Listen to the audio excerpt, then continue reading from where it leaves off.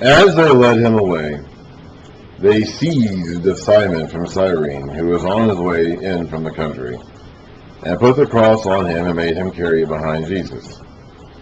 A large number of people followed him, including women who mourned and wailed for him.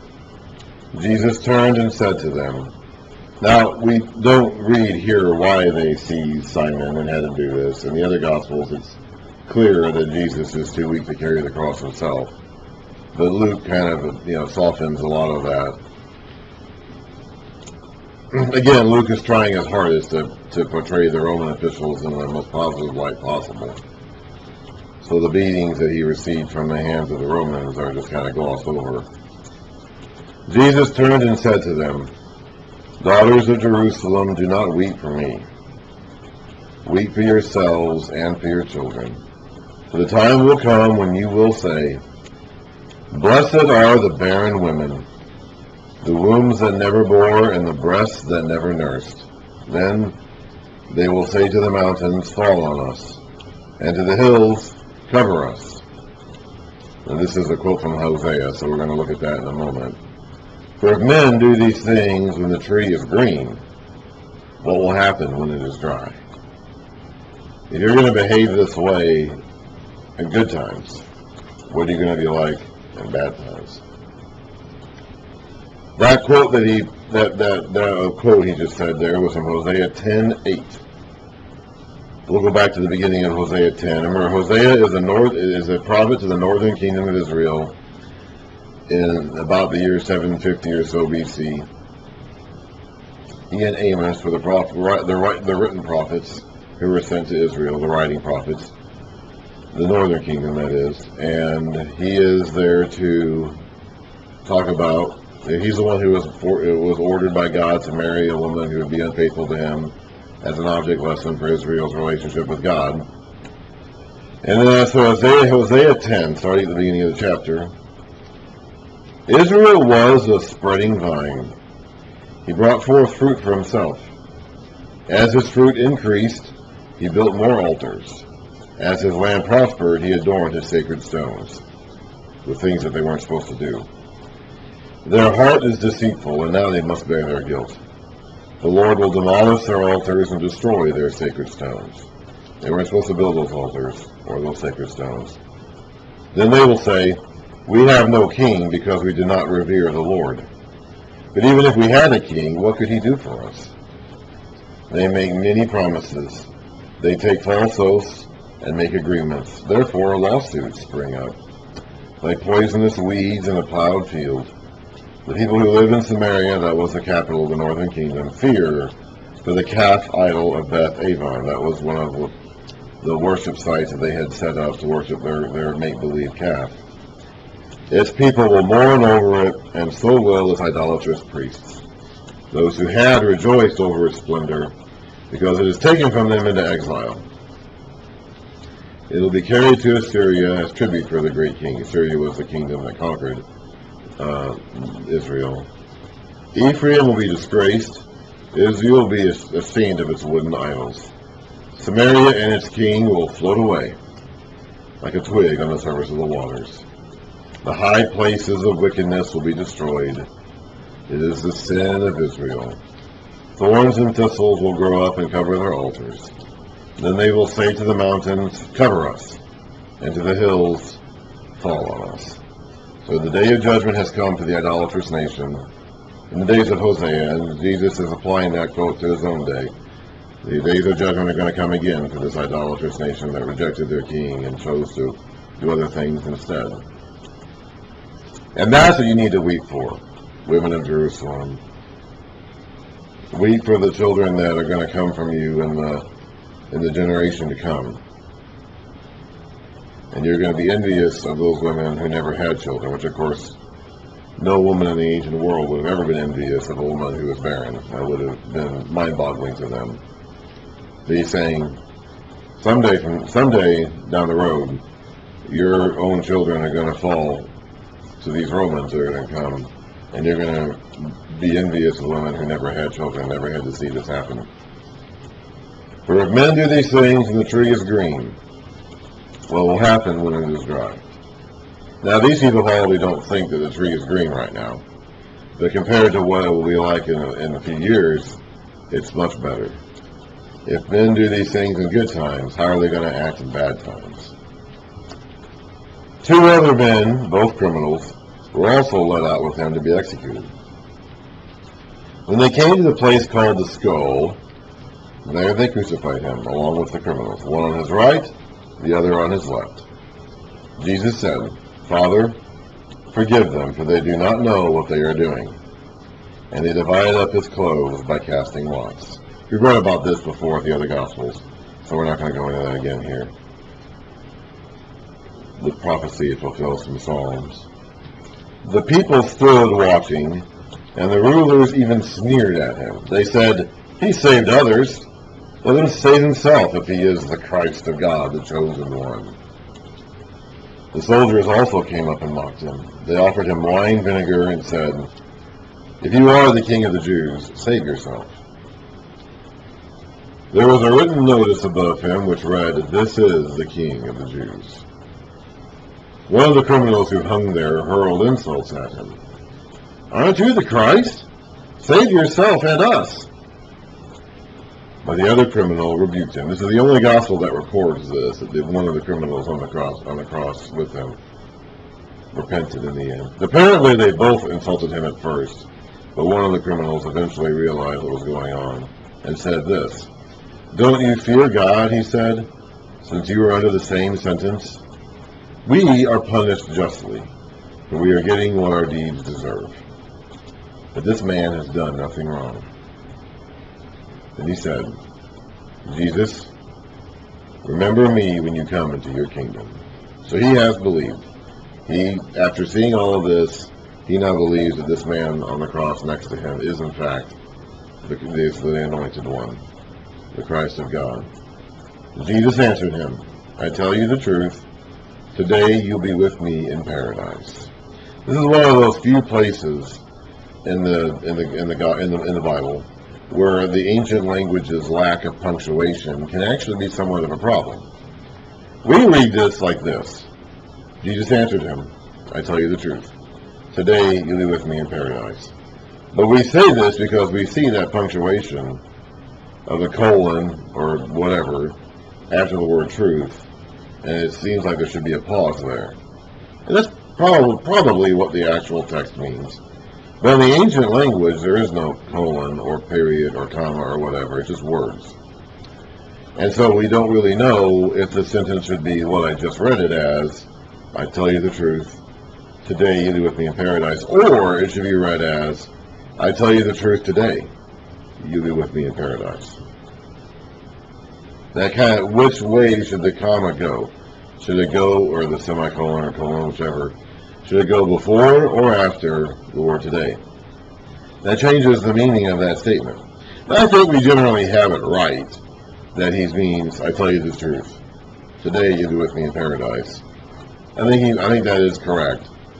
But this is one of those few instances in the Bible where the ancient language's lack of punctuation makes it difficult to be completely certain of the meaning of a sentence. For the most part, it is not that much of a hindrance. But there are a few verses here and there where since the ancient languages didn't have commas and periods and things like that, we don't really know where one thought ends and the next thought begins.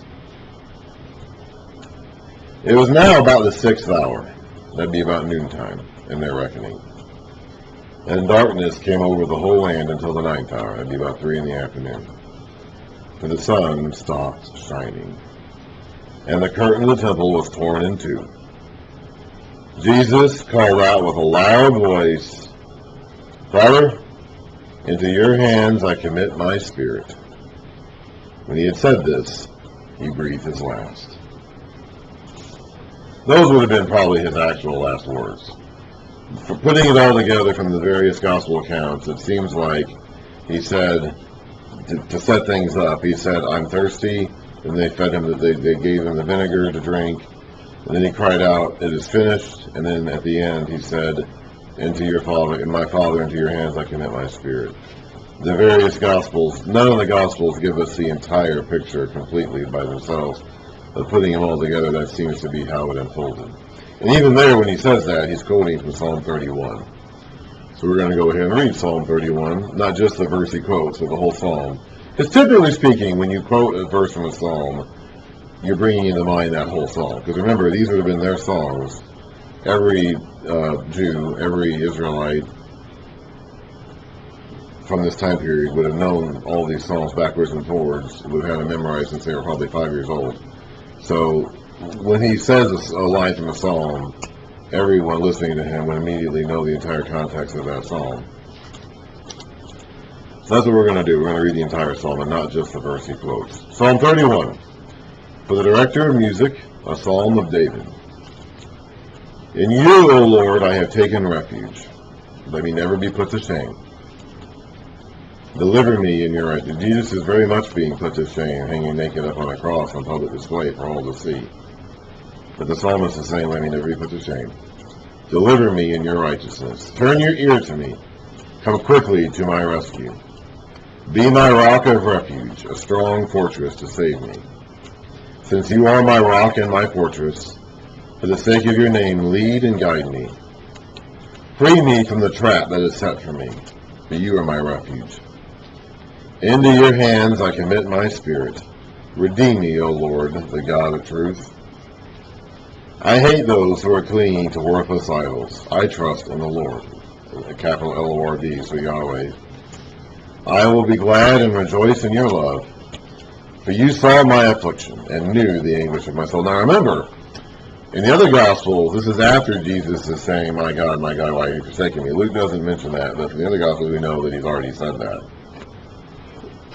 So Jesus is quoting out why you've forsaken me. He's saying, even despite this terrible predicament I'm in, I'm going to have faith in the Lord, capital L-O-R-D, Lord. You have not handed me over to the enemy, but have set my feet in a spacious place. Be merciful to me, O Lord, for I am in distress. My eyes grow weak with sorrow, my soul and my body with grief. My life is consumed by anguish, and my years by groaning. My strength fails because of my affliction, and my bones grow weak. Because of all my enemies, I am the utter contempt of my neighbors. I am a dread to my friends. Those who see me on the street flee from me. I am forgotten by them as though I were dead. I have become like broken pottery. For I hear the slander of me. This is all happening to Jesus even as this text is going on. They conspire against me and plot to take my life. There is terror on every side. That's an old Jeremiah quotation. They conspire against me and plot to take my life. But I trust in you, O Lord. I say, you are my God. My times are in your hands. Deliver me from my enemies and from those who pursue me. Let your face shine on your servant. Save me in your unfailing love. Let me not be put to shame, O Lord, for I have cried out to you. Let the wicked be put to shame and lie silent in the grave. Let their lying lips be silenced, for with pride and contempt they speak arrogantly against the righteous. How great is your goodness, which you have stored up for those who fear you, which you bestow in the sight of men on those who take refuge in you. In the shelter of your presence you hide them from the intrigues of men. In your dwelling you keep them safe from accusing tongues. Praise be to the Lord, for he showed his wonderful love to me when I was in a besieged city. In my alarm I said, I am cut off from your sight. Yet you heard my cry for mercy when I called to you for help. Love the Lord, all his saints. The Lord preserves the faithful, but the proud he pays back in full. Be strong and take heart, all you who hope in the Lord. When he had said this, he didn't say the entire psalm, but he breathed his last. The centurion, seeing what had happened, praised God and said, surely this was a righteous man, or an innocent man. Again, the focus is on Jesus' innocence, just like Luke wants Theophilus' focus to be on Paul's innocence. The centurion probably said something more like what Mark records, and that this is the Son of God. But Luke wants to put the emphasis on Jesus' innocence, because he's trying to convince Theophilus that Paul is also innocent. When all the people who had gathered to witness this sight saw what took place, they beat their breasts and went away. But all those who knew him, including the women who had followed him from Galilee, way back in Luke 8, stood at a distance watching these things. So they knew what happened, and they knew what was going on, and they are going to also know where Jesus' body is laid. Now there was a man named Joseph, a member of the council, that's the Sanhedrin again, a good and upright man who had not consented to their decision and action.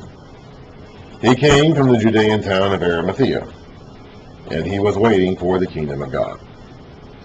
Going to Pilate, he asked for Jesus' body.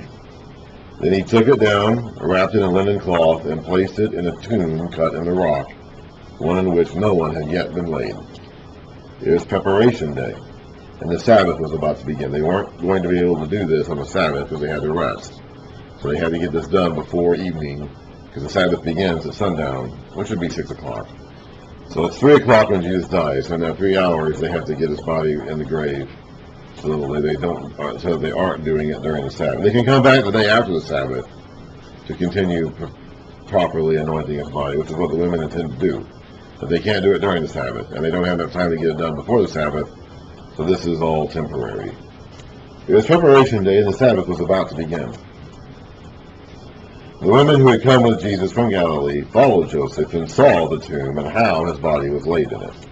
Then they went home and prepared spices and perfumes. But they rested on the Sabbath in obedience to the commandments.